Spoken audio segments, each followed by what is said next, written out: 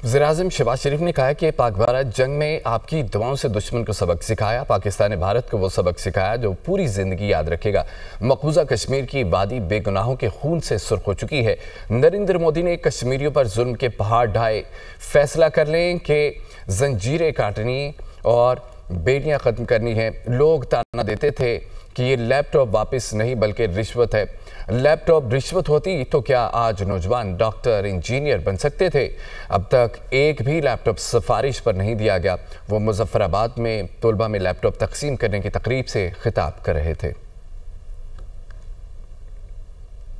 अभी हालिया दिनों में जो जंग हुई मई में, फौज के लिए जिस तरह आपने कामयाबी के लिए दुआएं की, मैं समझता हूं कि ये दुआएं थी जिससे अफवाज पाकिस्तान ने हिंदुस्तान को वो सबक सिखाया कि सारी उम्र याद रखेगा।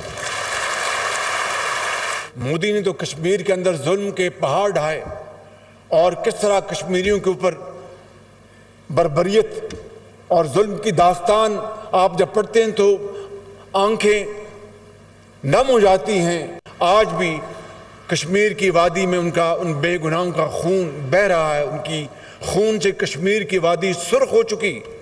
मैं समझता हूं कि हमें इत्तेहाद, इत्तेफाक और मेहनत से वो दिन आएगा।